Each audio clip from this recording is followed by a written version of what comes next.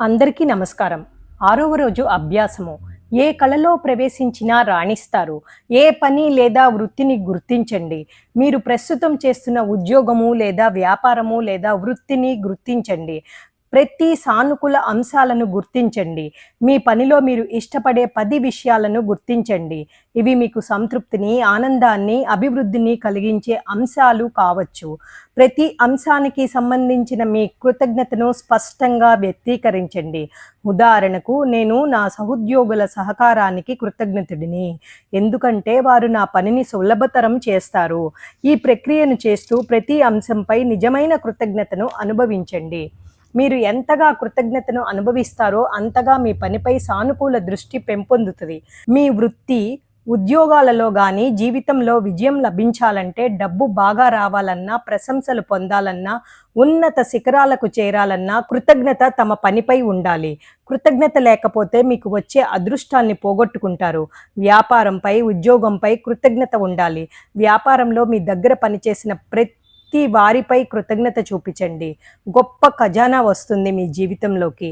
ఒక అదృశ్య మేనేజర్ మీరు ఎక్కడికి వెళ్తే అక్కడికి ఒక కాగితం, కలం తీసుకుని మీ వెనకాలే వస్తున్నాడని ఊహించండి. మీరు మీ ఉద్యోగం లేదా వ్యాపారంలో అన్ని విషయాలకు కృతజ్ఞత చెప్పండి. మీరు ఎన్ని కృతజ్ఞతలు చెప్తాడో అతని దగ్గర జాబితా తయారవుతుంది అనుకోండి. అతని దగ్గర మీ జాబితా ఎంత ఉంటే అన్ని విజయాలు మీ జీవితంలో వస్తాయి.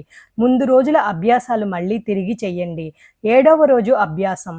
ప్రతికూలతలో నుండి బయటికి వచ్చి మ్యాజిక్. ఈరోజు ఈ సాధన ద్వారా మీరు ప్రతిరోజు ఎదుర్కొనే ప్రతికూల పరిస్థితులను సానుకూలంగా మార్చుకోవటం నేర్చుకుంటారు. ఆ ప్రతికూల పరిస్థితిలోనూ కనీసం 10 సానుకూల అంశాలను గుర్తించండి. ప్రతి అంశానికి నేను కృతజ్ఞతతో ఉన్నాను ఎందుకంటే అని ప్రారంభించి మీ కృతజ్ఞతను వ్యక్తీకరించండి. ప్రతి సానుకూల అంశంపై కృతజ్ఞతను వ్యక్తం చేస్తూ ఆ భావనను గుండె నిండుగా అనుభవించండి.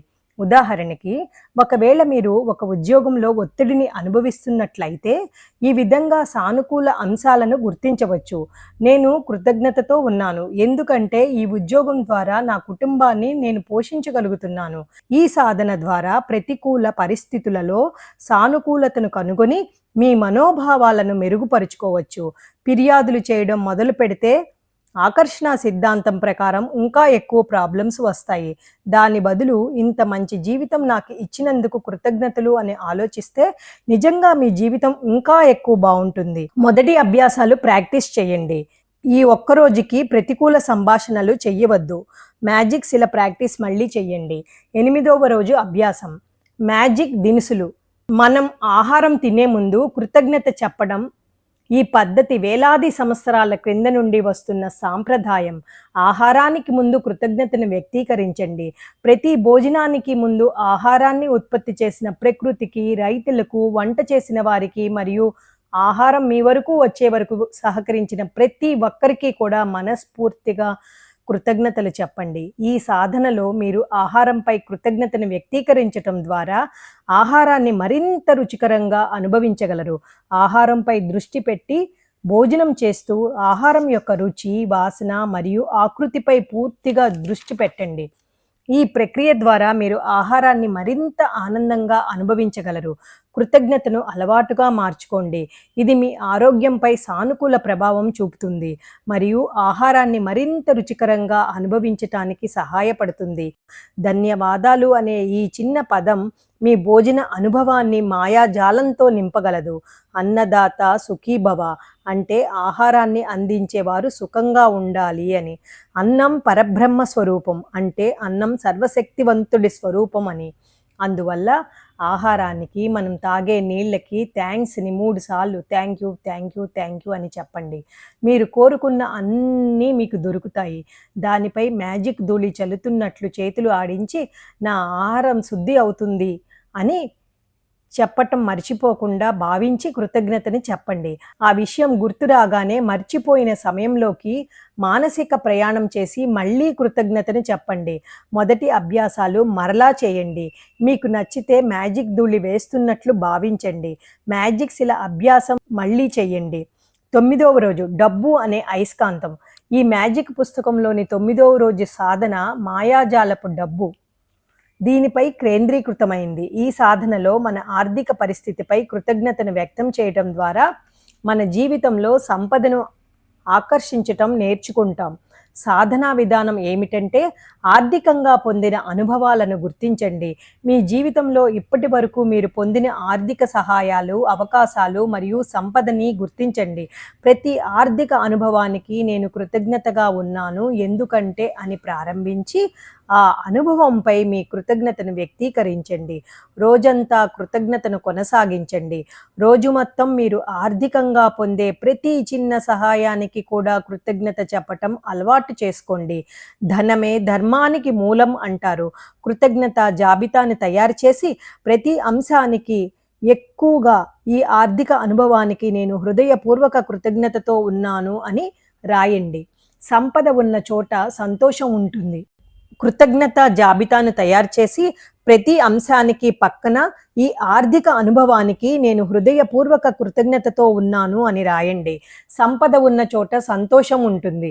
కృతజ్ఞతా భావం మన జీవితంలో సంపదను తీసుకువస్తుంది. ఉదాహరణకు మీరు ఎవరో కాఫీ కొని ఇచ్చినప్పుడు, లేదా మీరు కొన్నదానికి డిస్కౌంట్ వచ్చినప్పుడు, లేదా ధన్యవాదాలు అని మనస్ఫూర్తిగా చెప్పండి. ఫోన్ బిల్లు, ఇతర బిల్లులు వచ్చినప్పుడు దాని మీద thank you, thank you, thank you అని చెప్పండి. ఎందుకంటే ఈ ఫోన్లు, ఇంటర్నెట్లు ఇలాంటి సదుపాయాలన్నీ మన జీవితంలో చాలా ఉపయోగకరమైనవి. మనం డబ్బు కట్టక ముందే మనకు సదుపాయాలు అందిస్తాయి. ఒకవేళ మనం ఆ బిల్లులు చెల్లించలేకపోయినా మ్యాజిక్ మంత్రం థ్యాంక్ యూ అని చెప్పండి. అప్పుడు డబ్బు మీ వైపు ఆకర్షింపబడుతుంది. ఈ సాధన ద్వారా మీ ఆర్థిక పరిస్థితిపై కృతజ్ఞతను వ్యక్తం చేయటం ద్వారా మీరు మరిన్ని ఆర్థిక అవకాశాలను ఆకర్షించగలుగుతారు.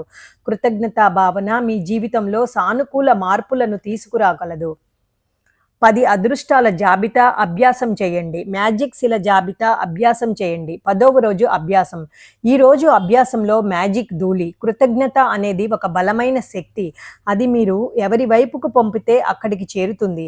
ఆ శక్తిని మీరు ఒక మెరిసే మ్యాజిక్ ధూళి అనుకుంటే, మరి ఎవరి నుంచైనా కృతజ్ఞత పొంది ఉంటే వారిపై ఈ మ్యాజిక్ ధూళి చల్లితే అందులో ఉన్న శక్తి వారిని ప్రభావితం చేస్తుంది.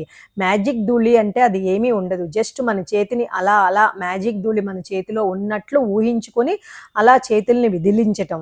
మీ జీవితంలో మీకు సహాయం చేసిన లేదా ప్రేరణ ఇచ్చిన 3 వ్యక్తులను ఎంచుకోండి. వారికి కృతజ్ఞతా పత్రం రాయండి. దానిలో కృతజ్ఞతను వ్యక్తం చేయండి. కృతజ్ఞత కలిగిన మనసు సంతోషానికి మూలం. మీకు ఎప్పుడైనా, ఎక్కడైనా, ఎక్కడికి వెళ్ళినా, మీకోసం ఏ పని చేసిన వాళ్ళకైనా సరే థ్యాంక్స్ చెప్పి మ్యాజిక్ ధూళి చల్లండి. ఈరోజు మీకు ఎవరు ఏ సేవ చేసినా, ఎవరైనా ఏదైనా కొనిపెట్టినా థ్యాంక్స్ చెప్పి వారిపై మ్యాజిక్ ధూళి చల్లండి. మన కింద పనిచేసిన వారైనా సరే, మనకు సేవకుడైనా వారిని కూడా మనం గౌరవించి వారు చేసిన సేవకి థ్యాంక్స్ చెప్పాలి. వారి తల్లిదండ్రులకు వాళ్ళు గొప్ప వ్యక్తులు కదా, అందుకే సేవ అందించిన అందరికీ థ్యాంక్స్ చెప్పండి. మిగతా రోజుల అభ్యాసము పార్ట్ 3లో తెలుసుకుందాం. ముందు రోజుల అభ్యాసాలనే ప్రాక్టీస్ చేయండి. మీకు నచ్చితే లైక్ చేయండి, షేర్ చేయండి, సబ్స్క్రైబ్ చేయండి. మీతో అనురాధ కంచర్ల.